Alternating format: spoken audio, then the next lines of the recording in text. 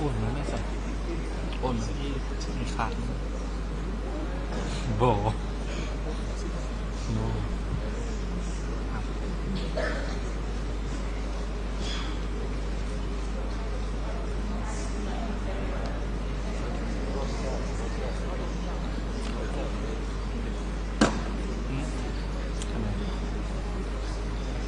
คิดอย่างนี้ค่อยเป็นได้เลยค่อยมาค่อยจะโอเคลองดู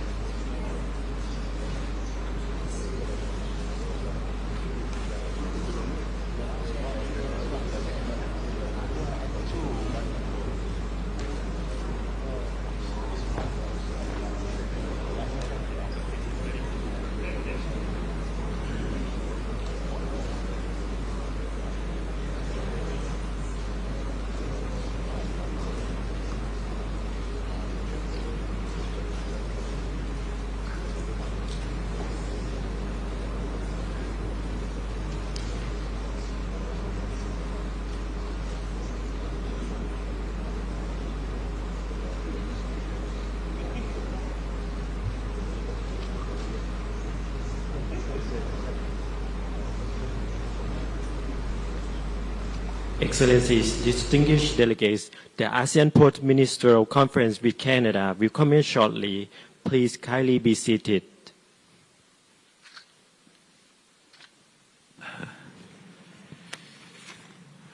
Thank you. Very good afternoon. Honorable Melanie Joly, Minister of Foreign Affairs of Canada, co-chair of this meeting.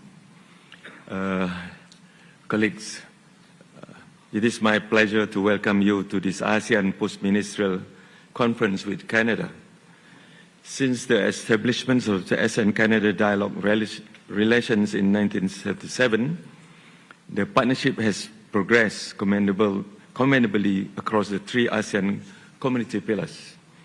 Under political security cooperation, Canada remains an important partner of ASEAN in preserving regional peace and security through ASEAN-led mechanism, namely the ASEAN+1, ASEAN Regional Forum, ARF, ASEAN Senior Official Meeting on Transnational Crime plus Canada Consultation, SOMTEC plus Canada, as well as cooperation in the areas of maritime security, ICT, cyber security, and women, peace and security.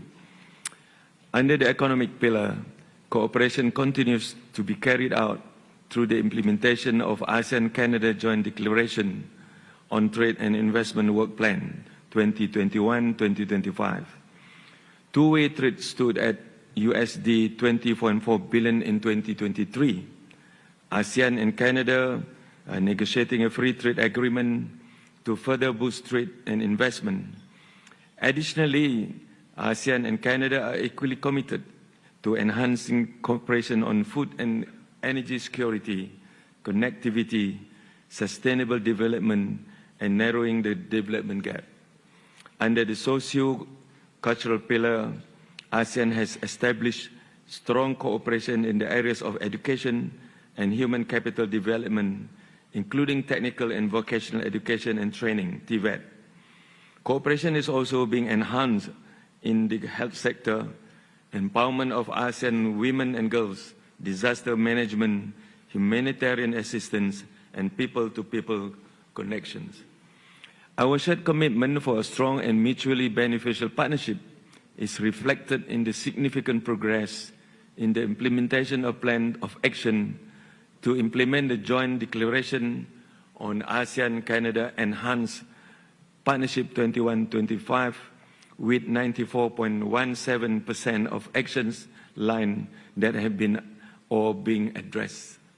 Moreover, the ASEAN-Canada 45th Anniversary Commemorative Summit in 2022 and ASEAN-Canada Summit to launch the ASEAN-Canada Strategic Partnership in 2023 are manifestations of our common desire to further enhance the partnership. We will continue forging ahead with developing a new plan of action for the period of 2026 to 2030 towards ensuring our collective peace, security, development, and prosperity for the benefits of our peoples. It has been a privilege and honor for Malaysia to be the country coordinator for the ASEAN-Canada Dialogue relations for the past 3 years. Malaysia remains committed to further enhancing the ASEAN-Canada Strategic Partnership. Thank you. It is now my pleasure to invite my co-chair, the Honorable Melanie Joly, Minister of Foreign Affairs of Canada, to deliver her opening remarks. Please. Thank you, Mohammed. And thank you for your support, your help, and your friendship personally, and also as you represent your country, which has been great to Canada as a country coordinator. So thank you from the bottom of my heart.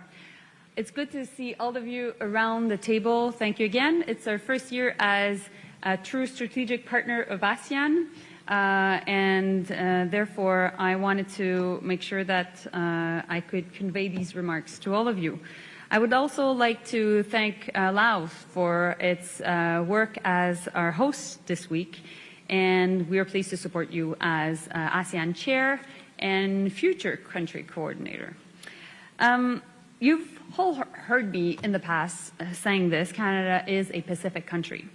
We have put forward an important Indo-Pacific strategy now 2 years ago, and we intend to be a reliable partner here in the region now and for the next decade, and it is backed by over $2 billion of Canadian money. We are investing massively in our defense and security partnerships in the region, in our economic partnerships also. We are fighting climate change and protecting our oceans together, and we are investing in the connections between our people. At the core of our strategy is deepening our relationship with ASEAN, as we have done by launching our strategic partnership, reaffirming ASEAN's centrality and strengthening our relationships with each of you. Canada was thrilled to host this year's Seniors Officials Dialogue, where I met many of your representatives in Ottawa. So if you weren't there, it's okay, you were well represented. And we took good care of them. And I would like to thank, of course, thank Malaysia for co-hosting this dialogue along us. And of course, as I already mentioned, to be our country coordinator for the past 3 years. On the day we launched our Indo-Pacific strategy, we hit the ground running on implementation, and I would like to give you an update of that work. So first, on high-level engagement, Prime Minister Trudeau himself and my cabinet colleagues have made 50 trips to the region since the launch of the Indo-Pacific strategy, and we have appointed a special envoy to the region and our first Indo-Pacific trade representative. Second, on defense and security, we have increased our presence with 3 frigates in the region. We are leading surveillance missions to help addressing illegal fishing. We have provided the ASEAN Secretariat with $10 million to improve biosafety, biosecurity, and disease surveillance. Third, on trade. Our trade minister has led trade missions to Japan, Singapore, Malaysia, Vietnam, and South Korea, and she will lead more in Indonesia and the Philippines this fall.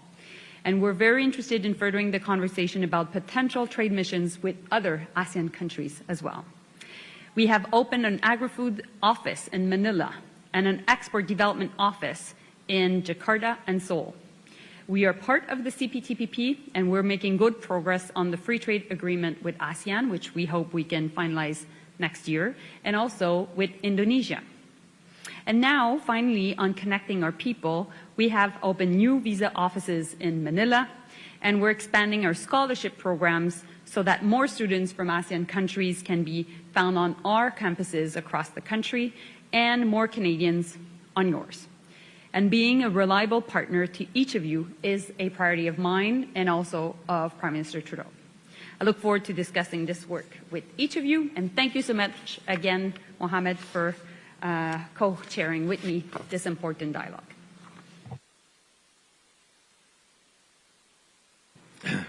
Thank you, Madam Chair. Before we proceed with our closed session, I now invite the media to leave the room, please. Thank you.